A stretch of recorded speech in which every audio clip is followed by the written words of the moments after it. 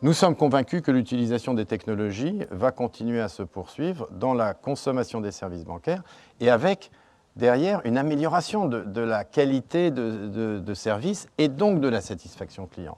Ça n'est que le début de ce processus dans l'utilisation des données pour avoir, encore une fois, des cas d'usage très concrets qui, encore une fois, nous permettent d'ores et déjà de mieux faire notre métier, que ce soit une nouvelle fois dans la démarche commerciale, marketing, dans la décision de risque, dans les fonctions de contrôle également.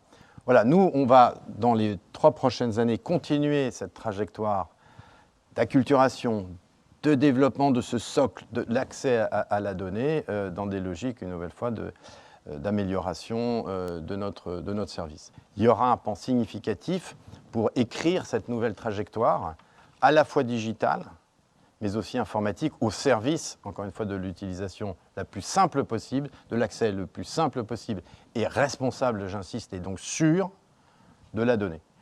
Alors l'utilisation de l'IA et de la data, elle devient cœur dans la construction de ce qu'on appelle notre banque data-driven. Ce qu'on cherche dans la plupart de nos modèles, c'est quand même une IA qui travaille avec nos collaborateurs et avec nos clients. Donc c'est une IA qui est centrée sur l'humain et la compréhension de l'humain.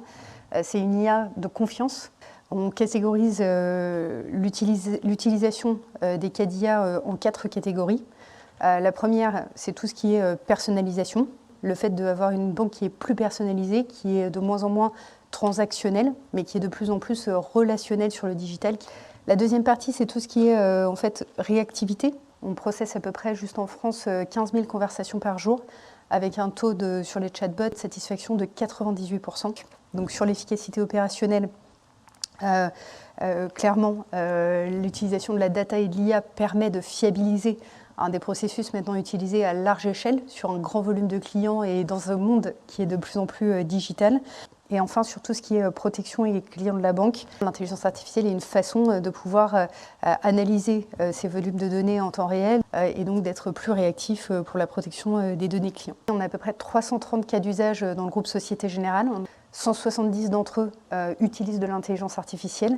Et aujourd'hui, on a un portfolio qui est estimé à 230 millions de valeurs à fin 2021 dans le groupe Société Générale.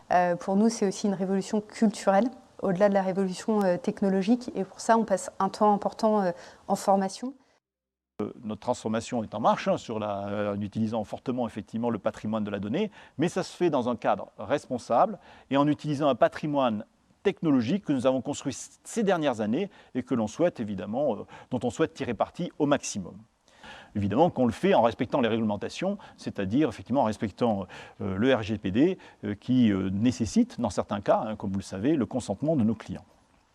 Donc en matière de RSE, évidemment, on se dit, une fois qu'on a utilisé la donnée, essayons de le faire de façon frugale, essayons de l'utiliser qu'une seule fois, et essayons aussi de détruire les données lorsqu'on n'en a plus besoin. Ça veut dire aussi qu'on se dote de nouveaux types de données qui vont décrire effectivement quelles sont les caractéristiques de nos clients en matière d'empreinte RSE, et donc étendre notre champ de données et l'utilisation de ceci pour permettre effectivement d'encourager la transformation énergétique de notre écosystème. La banque, c'est évidemment un acteur de confiance pour nos clients. La donnée, il faut qu'on la protège.